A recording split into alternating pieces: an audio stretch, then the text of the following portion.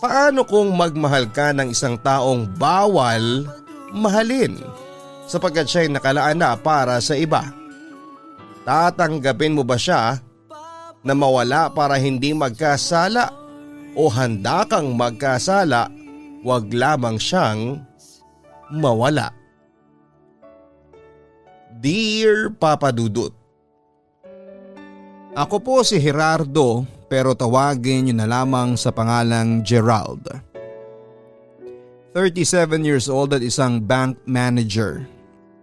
Tuwing weekdays ay pagod na pagod ako sa work dahil sa dami ng responsibilidad sa akin bilang isang bank manager. Kaya nga sa online lamang ako madalas na nakakapakinig ng inyong programa. Papa Dudut, dati akong isang teenage dad. Sa edad ko na 14 ay namulat ako sa responsibilidad bilang isang ama. Masyado kasi ako mapusok noong kabataan ko. Siguro dahil sa hindi rin ako naasikaso ng mga magulang ko dahil busy sila sa kanilang mga trabaho. Kaya maaga akong namulat sa responsibilidad. Sa hindi sinasadyang pangyayari ay nabuntis ko noon ang aking girlfriend na noon ay 17 years old pa lamang. Nang manganak ang aking girlfriend, isang cute na sanggol na lalaki yon, na pinangalanan naming Jeronimo Lawrence o mas kilala sa palayaw na Jerry. Pero Papa Dudut, noong mga panahong yon, matapos manganak ay iniwan ako sa ere ng aking girlfriend. Tinakasan niya ang responsibilidad niya bilang isang ina. Dahil doon ako na ang nagpalaki kay Jerry. Sa edad kong yon ay pinasan ko na ang responsibilidad kay Jerry. Bagamat financially ay ang mga magulang ko ang sumasagot, ako naman ang nag-aalaga sa aking anak. Ngunit di naman yon naging hadlang para makapag-aral ako. Bagamat pinaalagaan ng mga magulang ko sa yaya si Jerry, ay ako pa rin ang madalas na mag-alaga sa aking anak kapag tapos na ang klase ko o di kaya kapag walang klase. Dahil kay Jerry ay namulat ako na kailangan kong mag-aral ng mabuti para may kinabukasan ng aking anak. Kaya itinigil ko na ang mga diversyon na pangkaraniwang ginagawa ng mga kabataang kasing edad ko lamang. At sa halip ay nag-concentrate ako sa aking pag-aaral. Nang makatapos ako ng pag-aaral ay kaagad akong nakahanap ng trabaho sa isang bangko. Doon ay ako na ang sumalo sa lahat ng responsibilidad kay Jerry. Nagsumikap ako hanggang sa tumaas ang aking posisyon. At heto ako ngayon, isa ng ganap na bank manager. Nag-ipon din ako ng pera noon para sa kinabukasan ni Jerry.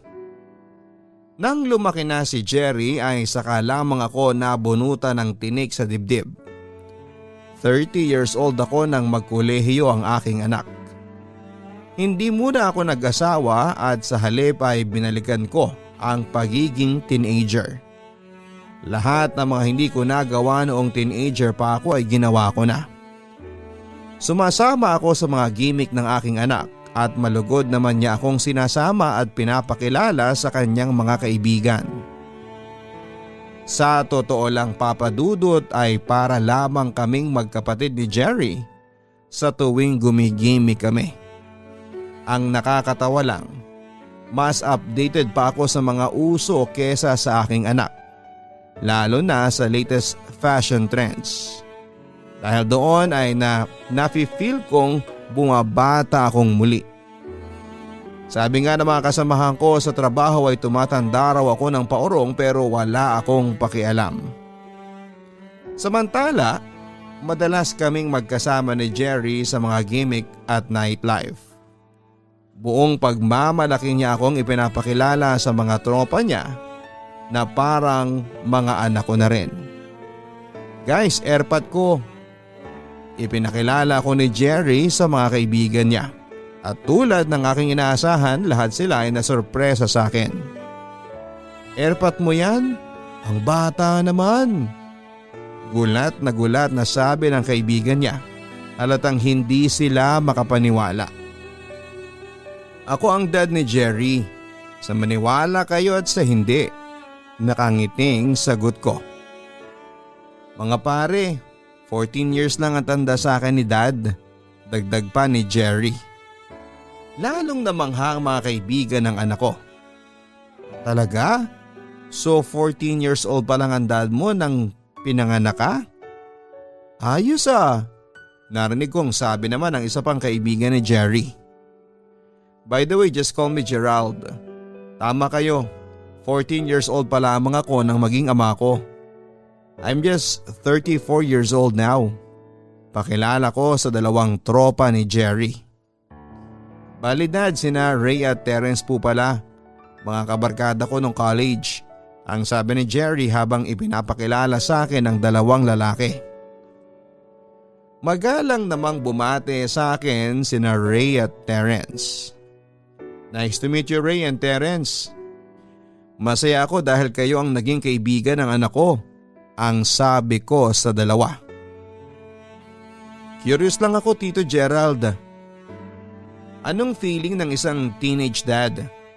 Hindi ko ma-imagine na naging anak niyo si Jerry at the age of 14. Tanong naman sa akin ni Ray. Nako, sinasabi ko sa inyo, mahirap maging teenage dad. 14 years old pa lamang ako. Namulat na ako sa responsibilidad. Dahil sa responsibilidad na yon, ay hindi ko na-enjoy ang kabataan ko kaya heto ko ngayon, tumatandang paorong ang kwento ko. Nagtawanan kaming apat. Pero seriously, Tito Gerald, mukhang mas pasyonista kayo kaysa kay Jerry, ang sabi naman ni Terence. Tapos si Jerry pa yung mukhang matanda, ang biro naman ni Ryan. Nagtawanan ulit kaming apat. So Jerry, kapag may gimmick tayo, isama natin si Tito Gerald ah. Total naman parang kasing edad lang natin ang dad mo. Suhestyon naman ni Terence sa anak ko. Oo ba? Pagsang-ayon ng aking anak pagkatapos ay bumaling siya sa akin. Ano dad? Walang problema sa akin. Game na game ako sa gimikan. Sagot ko. Pagkatapos noon ay kwentuhan, tawanan, konting inuman at minsan inihingan din nila ako ng payo sa buhay. Sa makatuwid, naging masaya naman ang samahan naming apat.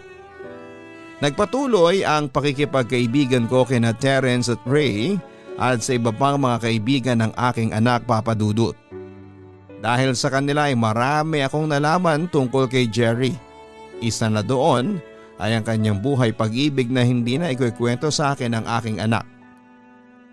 Minsan habang nasa bar kami, nagkakasiyahan ay biglang nagtanong sa anak ko si Terence.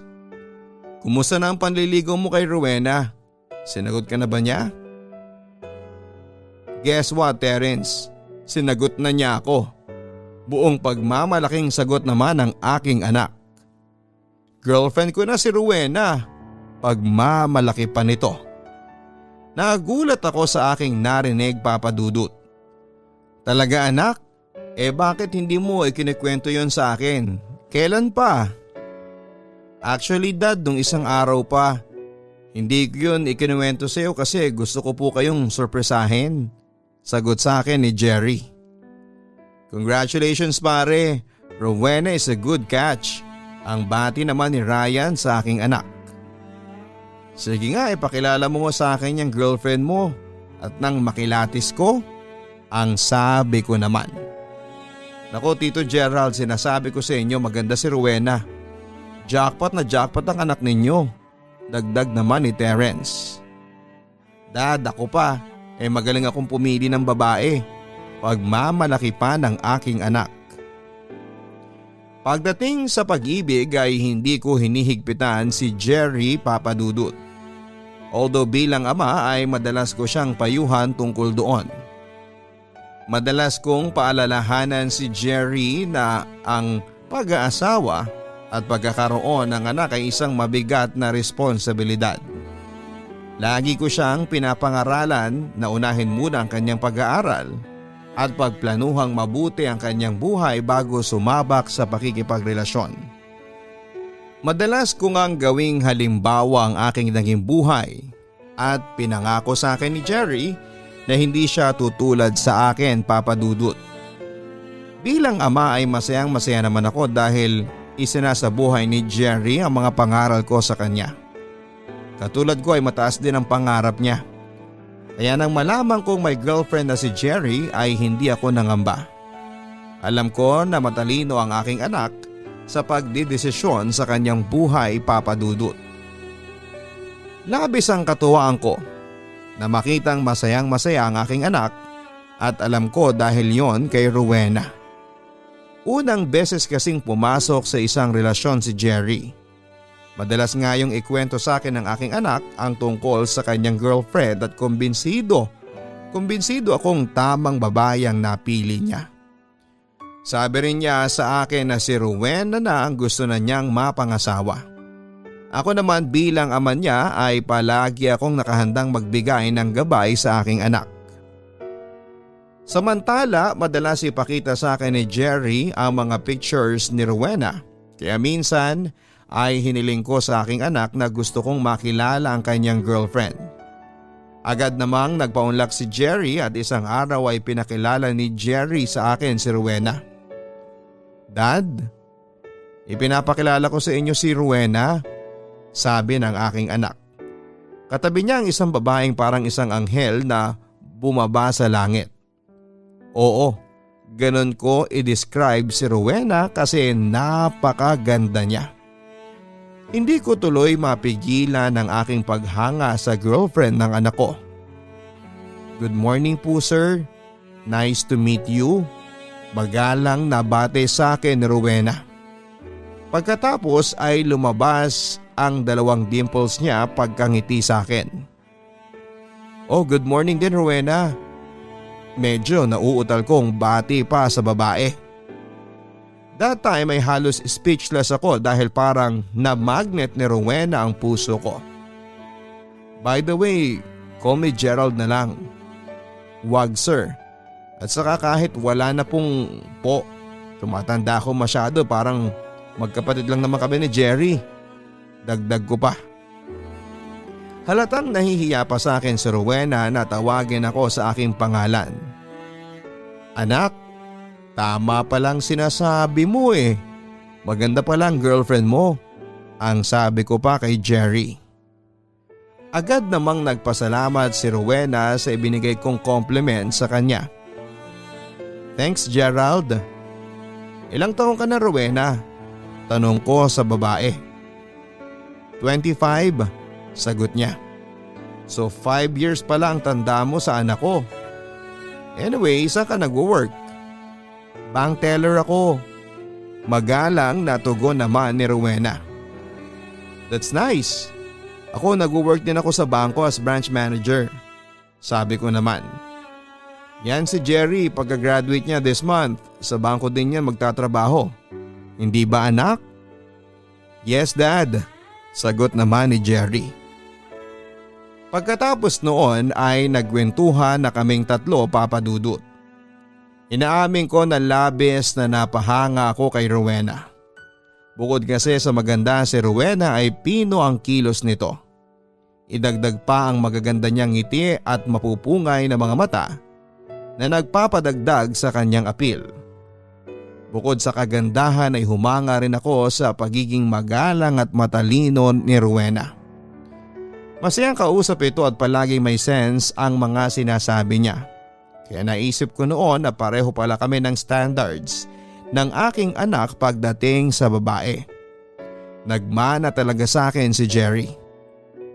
Lumipas ang ilang buwan ay naging masaya ang relasyon ni Jerry at Rowena. Madalas dalhin ni Jerry sa bahay ang kanyang girlfriend. Si Rowena naman ay madalas na ipagluto kami ng pagkain na siyang gustong-gusto ng aking anak. Minsan kahit na wala sa bahay si Jerry ay pumupunta pa rin si Rowena sa bahay at ipinagluluto niya ako ng pagkain. Madalas din kaming magkwentuhan ni Rowena. Kapag nasa eskwelahan si Jerry ay pumupunta si Rowena sa bangkong pinapasukan ko At tuwing lunchtime naman papadudot ay sumasabay siyang kumain sa akin. Minsan humihingi ng payo sa akin si Rowena sa tuwing nagkakatampuhan sila ng aking anak. Ako naman palaging to the rescue at parang ama ako kung magbigay ng payo sa kanya. Ngunit papadudot, dahil sa pagiging close namin ni Rowena sa isa't isa, ay hindi ko maiwasang mahulog ang loob ko sa kanya. Pero nang mga panahong yon ay naguguluhan pa ako sa nararamdaman ko. Ipinagpalagay ko na lamang na parang anak lamang ang nararamdaman ko sa kanya. Sa kabilang banda nang makapagtapos si Jerry sa kolehiyo at makahanap ng trabaho sa bangko, ay nagpasya na sila ni Rowena na magpakasal. Kaya kaagad kong tinulungan si Jerry na ihanda ang kanilang kasal. Namanhikan kami sa mga magulang ni Rowena at hindi naglaon ay napagkasunduan ang petsa ng kasal at ang magiging kontribusyon ng dalawang panig. Nang masettle down ang perang gagastusin sa kasal ay sinimulan na nina Jerry at Rowena na maghanda sa idadamit nila sa araw ng kanilang kasal. Halata sa lahat ang sobrang kasiyahan sa nalalapit na kasal, maliban kay Rowena. Nasabi ko yon kasi ilang araw ko nang napapansin na parang naging malungkutin ang fiancé ni Jerry. That time ay nakaramdam ako ng kaba. Baka kasi nagdadalawang isip na si Rowena na pakasalan ng aking anak. May problema ba, Rowena? Hindi ko na matiis na itanong sa kanya yon habang sinasapinal ang wedding gown na gagamitin sa kasal. Wala naman, Gerard. Sagot ni Rowena. Matipid pero nakakakaba. Gusto mo pa rin bang maikasal sa anak ko? Diretsang tanong ko sa babae. Napatingin sa akin si Rowena. Bakas ko sa kanyang mga mata ang kalungkutan. Oo, tipid na sagot niya. Pero papadudot habang palapit ang araw ng kasal ng aking anak ay nakakapansin akong kakaiba sa pakikitungo sa akin ni Rowena. Mas gusto niyang kasama ako kaysa kay Jerry. Bukod sa lalong naging malulungkutin siya, kaya madalas ko siyang tanungin kung ano ba ang bumabagabag sa kanya. Pero nananatili siyang tahimik. Hanggang sa isang araw ay nagtapat sa akin ang future wife ng aking anak. May sasabihin ako sa iyo, Gerard.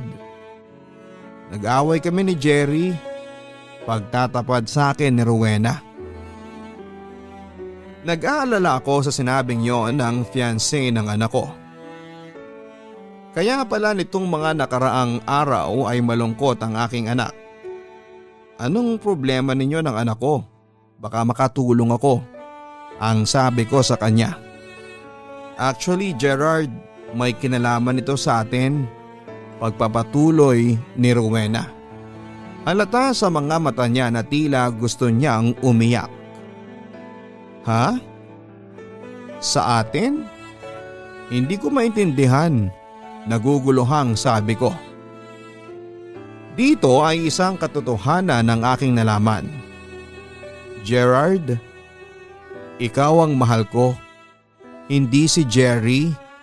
Pagtatapat sa akin ni Rowena habang hinahawakan niya ang aking kanang pisngi. Hindi ko maipaliwanag kung ano ang nararamdaman ko na mga oras na yon. Magkahalong takot at saya. Oo, aaminin ko na nagkaroon na ako ng matinding pagmamahal kay Rowena. Pero kailangan ko yung pigilan dahil ayaw kong masaktan ang aking anak. Alam ko magugulat ka, Gerard. Pero hindi ko na mapigilan ang nararamdaman ko sa iyo, Gerard. Ikaw ang mahal ko. Nararamdaman ko din na mahal mo din ako. Ang sabi ni Rowena habang inilalapit niya ang kanyang mga labi sa akin para halikan. Pero umiwas ako sa kanyang mga mapanuksong mga labi. Oo, inaamin ko na mahal din kita pero Mali ito. Kawawa si Jerry. Ikakasal na kayo ng anak ko.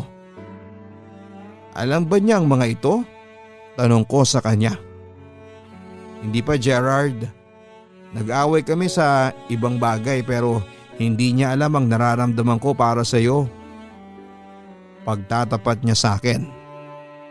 Samantala, inuusig na ako ng aking konsensya ng mga oras na yon.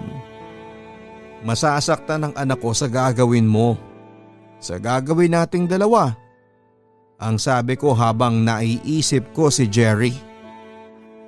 Gerard, please, mahal kita. Handa kong isugal ang lahat para sa iyo. Muling sabi pa ni Rowena at sa pagkakataong ito ay tuluyan na niyang naangkin ang aking mga labi. Nung una gusto ko siyang pigilan. Pero parang ayaw na mga labi ko. Tila may sarili itong pag-iisip at nagpatuloy sa pag-angkin sa mga labi ni Rowena. Hindi nagtagal ay bumigay na rin ako at isang nagbabagang halik ang aking ibinigay. Pababa sa kanyang leeg at dibdib. Susubukan ko nang hubarin ang damit ni Rowena nang biglang rumehistro muli sa aking isipan ang mukha ng anak kong si Jerry. Umiiyak, bagsak na bagsak, tila gustong magpakamatay. Agad akong natauhan at itinigil ko ang pag-angkin sa katawan ng future daughter-in-law ko. Mahal din kita, Rowena, pero inaalala ko ang anak ko. Ikakasal na kayo ni Jerry. Masasaktan siya kapag nalaman niyang niloloko natin siya. I'm sorry, Rowena. Mahal kita pero mas mahal ko ang anak ko. Wika ko sabay talikod at iniwang nag-iisa ang babaeng labis ko nang minamahal. Alam kong isang malaking kahibangan ang nararamdaman ko sa kanya. At nang magtapat nga sa akin ng pag-ibig ang fiancé ni Jerry ay lalo akong naguluhan. Magkahalong sakit at guilt ang aking naramdaman. Nasasaktan ako para sa aking anak dahil ang mapapangasawa niya ay may ibang mahal na lalaki. Nagigilty ako sapagkat hindi ko kayang ipagkalulo ang aking anak alang-alang sa pag-ibig ko kay Rowena. Kaya naman minabuti kong umiwas na lamang kay Rowena. Simula noon ay ginawa ko na ang lahat ng klase ng pag-iwas kahit na masakit pa yon sa akin. Para sa akin ay mas importante pa rin ang aking anak kesa sa aking sariling kaligayahan. Pero Papa Dudut, hindi ko rin napigilan ang pag-iwas ko kay Rowena. Inaamin ko na nangungulila ako ng husto sa kanya. Nawalan ako ng concentration sa aking trabaho dahil sa kakaisip ko sa kanya. Sa tuwing makikita ko sina Jerry at Rowena na magkasama ay nadudurog ang puso ko. Kaya dinadaan ko na lamang yon sa paglalasing. Samantala dahil sa kakaibang kilos na meron ako ay nahalata ni Jerry yon. At agad niya akong tinanong kung ano ang problema ko. Pero nanatili akong tahimik. Hanggat maaari ay iniiwasan ko ang aking anak. Si Jerry naman ay madalas na ring nagwo-worry sa akin. Isang linggo bago ang kasalan ay muli kaming pinagtagpo ni Rowena ng kapalaran. Nagkita kami sa parke at agad niya akong dinala sa condo unit na tinitirhan niya. Bagamat binabagabag ako ng aking konsensya, ay hindi nagawang pigilan nito ang aking katawan na sumama sa tukso. Mahal kita, Gerardo. Ikaw talaga ang iniibig ko. Mahirap bang intindihin yon? Bulong sa akin ni Rowena nang mapansin niyang sinusubukan ko pa ring pigilan ng aking sarili. Ikakasal na kayo ng anak ko sa isang linggo. Ang sabi ko habang pinipigilan ng tukso. Wala akong pakialam, Gerard, na ibulalas ni Rowena. Tama na, Rowena.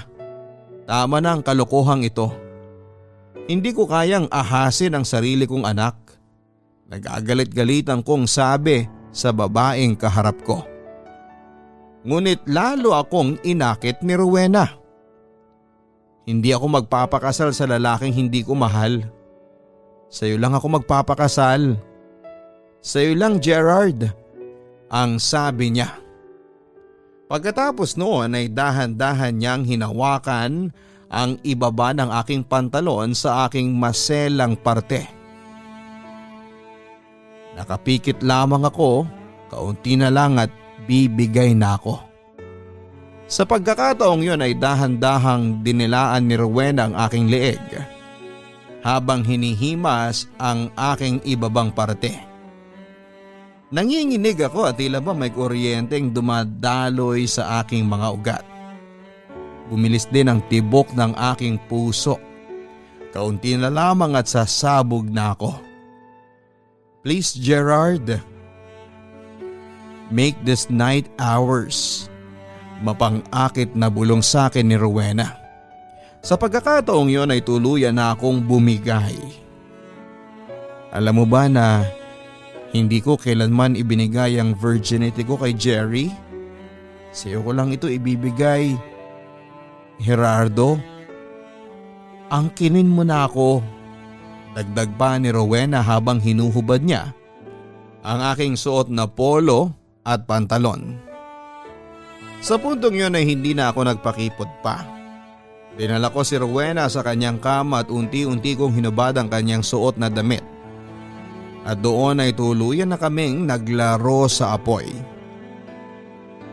Oo, Papa Dudut. Inangkin ko ang katawan ng future daughter-in-law ko. Ginawa naming pareho yon para ipakita at iparamdam kung gaano namin kamahal ang isa't isa. Papa Dudut, ng gabing yon ay sumuko ang aking puso sa pagpaparaya sa aking anak. Napagtanto ko na hindi ko kayang mawala sa akin si Rowena. Ilang beses na ako nagsakripisyo kay Jerry pero sa pagkakataong ito ay hindi ko kayang isakripisyo ang pagmamahala namin ni Rowena. Buong buhay ko ay ibinigay ko na kay Jerry. Panahon naman upang pahalagahan ko ang aking sarili. Inaamin ko na naging makasarili ako. Buo ang desisyon ko noon na talikuran si Jerry at sumama sa fiancé nito. Isang araw bago ang kasal ay muli kaming nagkita ni Rowena sa isang maliit na restaurant. Doon ay isang desisyon ang ginawa naming pareho. Buo na ang desisyon ko, Gerard. Hindi ako sisipot sa kasal namin ni Jerry bukas. Pagtatapat naman ni Rowena. Itutuloy pa ba natin to? Nag-aalinlangan kong tanong sa kanya. Oo. Magtana na tayo. Ikaw ang gusto kong makasama. Diretsong sagot ni Rowena sa akin. Alam ko masakit ito kay Jerry pero ayaw kong makasama ang taong hindi ko naman mahal.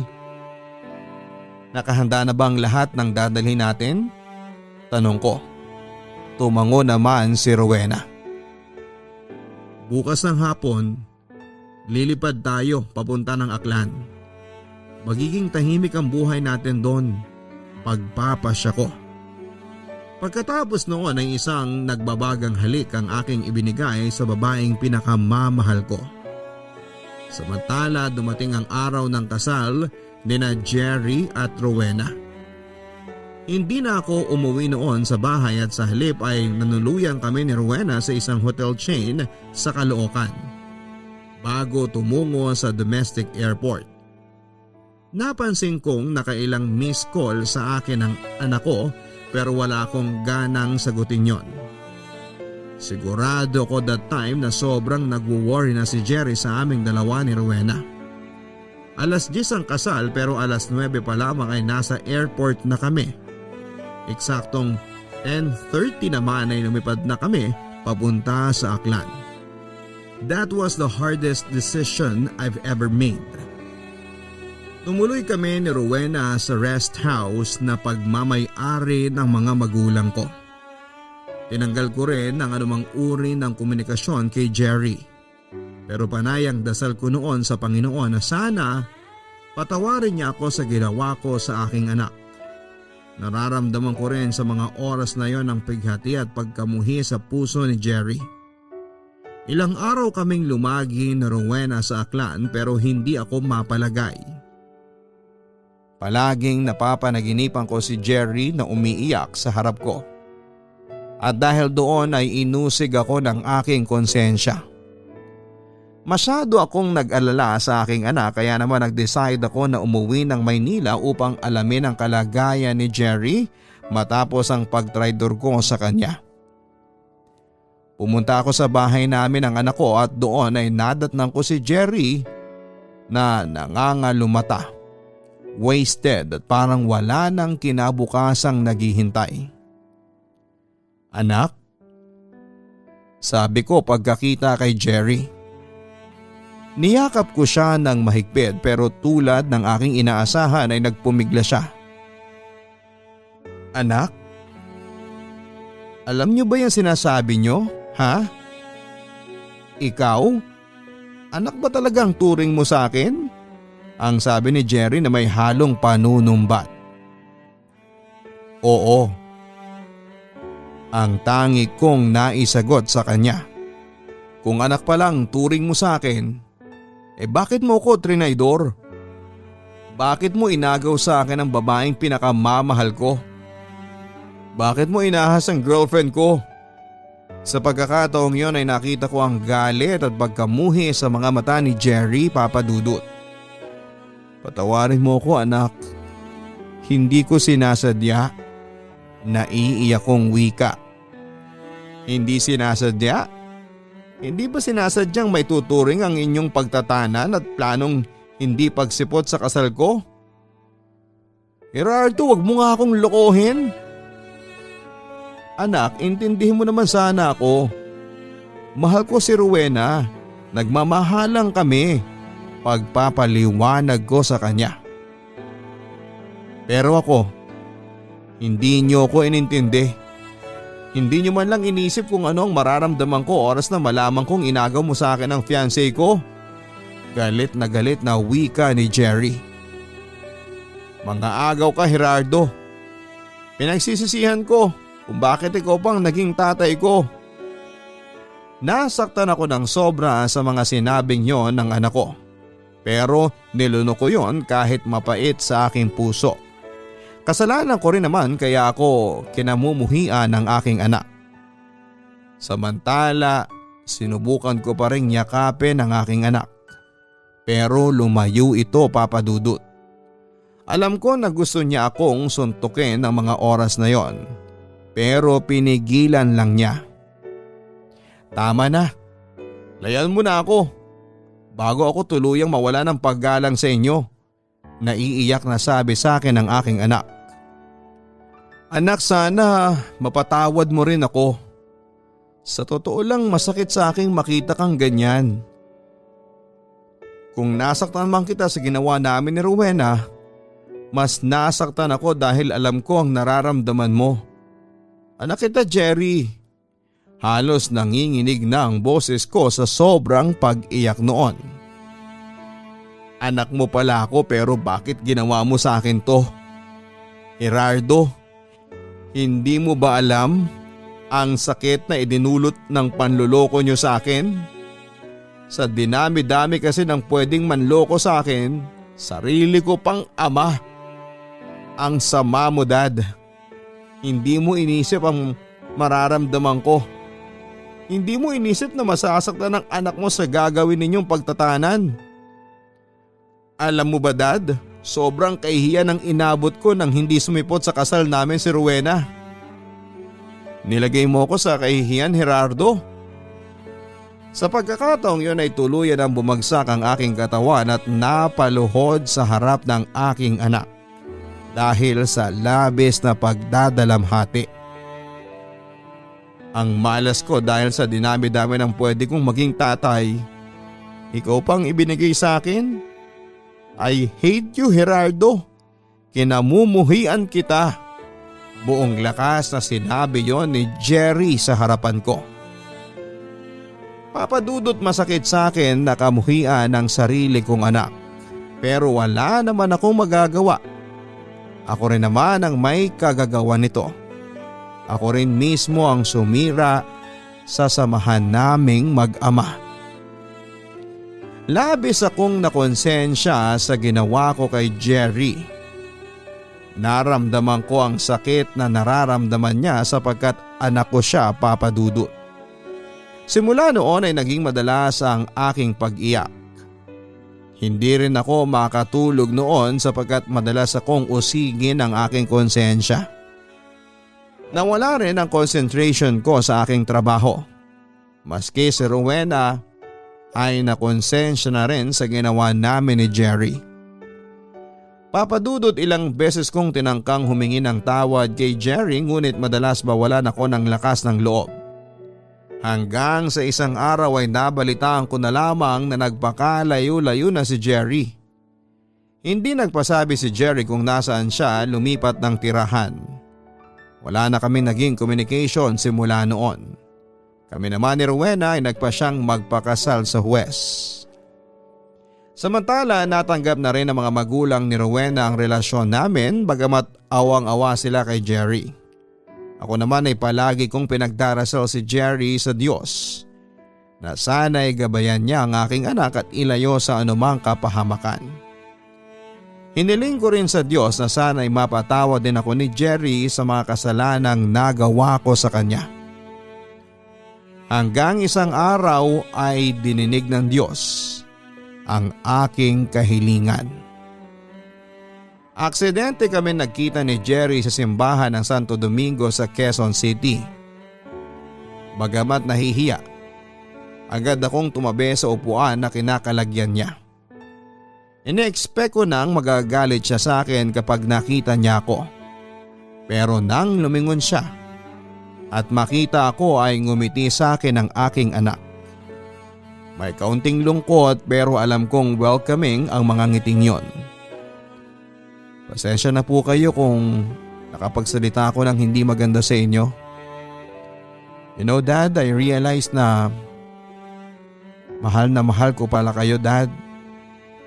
Naisip ko na napakababaw na gawing dahilan ng pagtatanan ninyo ni Rowena sa pagiging mag-ama natin. Alam ko nagdulot ako ng sakit sa inyong damdamin. Dad, sana po tanggapin ninyo ang taus-puso kong paghingi ng tawad sa mga ginawa ko sa inyo. Pinagsisisihan ko po ang lahat. Paghingi ng tawad sa akin ng aking anak. Naiyak ako nang marinig ko ang mga sinabing yon ni Jerry. Dad, tatanggapin niyo ba ako bilang anak? Dagdag pa niya. Anak, ako nga ang dapat na humingi ng tawad sa iyo. Kung nagdulot ka man ng hapdi sa puso ko, I deserve it. In the first place, ako naman ang may kasalanan. Jerry anak, kung nagkasala ka man sa akin, matagal na kitang pinatawad. Kung tatanungin mo sa akin kung tatanggapin pa kita, syempre oo. Anak kita eh. Sagot ko. Dad, salamat po. Mahal na mahal ko po kayo. Labis akong natuwa nang marinig ko yon mula sa aking anak. Sa wakas ay nagkapatawaran kami, Papa Dudut. At pareho kaming handa para magsimula ng panibagong buhay bilang mag-ama. Samantala nang malaman nito ni Rowena ay natuwa rin siya. Inayos ko kaagad ang flight namin ni Jerry pabalik ng Aklan at nang makabalik ay agad kaming sinalubong ng aking asawa. Nung una medyo nagkakahiyaan pa sina Jerry at Rowena. Pero ang asawa ko na ang gumawa ng unang hakbang para humingi ng tawad. I'm sorry Jerry sa mga nagawa namin sa iyo ni Gerardo. Sana mapatawad mo kami, ang sabi ni Rowena sa kanyang stepson. Wala na sa akin yun Rowena, pinapatawad ko na kayo. Pagagarantiya ni Jerry sa kanya. Pagkatapos ay ikinuwento ko na rin kay Jerry ang naging kasal namin ni Rowena sa huwes at agad namang kaming binati ng aking anak. So hindi na pala Rowena ang tawag ko sa iyo kundi Tita Rowena na o Nanay Rowena, ang wika naman ni Jerry. Natawa na lang kami ng asawa ko. Papa Dudut, yun na ang siguro ang pinakamasayang araw ko, ang mapatawad ni Jerry. Muli pong nanumbalik ang masiglang relasyon namin bilang mag-ama. Bagamat hindi na kami gumigimik ng sabay sa mga bar di tulad ng dati ay madalas pa rin ang naging bonding namin. Ilang buwan ang lumipas at nanganak na si Rowena at babae ang naging bunga ng aming pagmamahalan. Pinangalanan namin itong Geraldine Andrea. Labis naman ang pagkatuwa ni Jerry sapagkat isa na siyang kuya. Kaya madalas niyang pasalubungan at regaluhan ng kung ano-ano ang kanyang kapatid. Ako naman ay labis na katuwaan din ang aking nararamdaman dahil nakapag-move on na si Jerry. Yun nga lang Papa Dudut, simula nang maging sawi siya sa pag-ibig ay hindi na siya muling umibig pa. Bagkos ay naging workaholic siya sa kanyang trabaho sa bangko. Ipinagtapat niya sa akin Papa Dudut na wala na sa plano niya ang mag-asawa pa at magkaroon ng sariling pamilya. Hindi na rin niya pinapansin ang mga babaeng nagbibigay ng motibo sa kanya. Mas gusto raw niyang maging binatang matanda upang mag-enjoy daw sa buhay. Inaamin ko Papa Dudut na nakakaramdam pa rin ako ng guilt dahil alam kong kasalanan ko yon. Kaya naging ganon ang pananaw ni Jerry sa buhay. Pero umaasa pa rin ako na isang araw ay makikita rin niya ang babaeng nakalaan para sa kanya. Papa Dudut, maraming salamat po sa inyo dahil napili ninyong itampok ang aking storya naming mag-ama. Sa mga masugid mo taga-subaybay naway magustuhan nila ang kwento namin at sana ay kapulutan po ito ng aral. More power sa bumubuo ng inyong programa. Lubos na nagpapasalamat, Gerard. Mga kaibigan, napakinggan po natin ang kwento ni Gerard. Alam ko na marami po sa inyo ang hindi sang-ayon sa ginawa niya sa kanyang anak na si Jerry. Pero nagawa lamang ngayon ng dahil po sa pag-ibig. Oo, masakit para kay Jerry pero mas mabuti na rin na malaman niya ng maaga na hindi talaga para sa kanya si Rowena. Hindi po natin masisisi si Rowena sapagkat nagmahal lamang siya. At mas mabuting umatras na siya ng mas maaga kesa naman sa paabutin pa niya sa kasal nila ni Jerry at doon ay saka siya magtataksil. Samantalang naging mapait man ang naging relasyon ng mag-ama na sina Gerardo at Jerry sa kalagitnaan po ng ating kwento pero sa huli ay nanaig pa rin ang pagiging magkadugo nila at nagkapatawaran sa kanilang mga kasalanan. Mabuti rin na marinig kay Gerard na nakapag-move on na ang kanyang anak sa mga nangyari. At ipanalangin natin sa Diyos na sana'y makita na ni Jerry ang pag-ibig na nakalaan para sa kanya. Hanggang sa muli, ako po si Papa Dudut, dito lamang sa Papa Dudut Stories Exclusive Online. Maraming salamat po. Ang buhay ay mahiwaga, laging may lungkot at saya.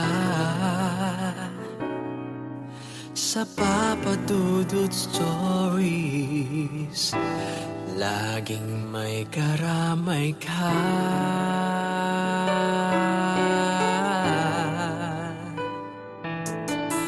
Mga problemang kaibigan, dito ay pakikinggan ka. Sa Papa Dudut Stories, kami ay iyong kasama.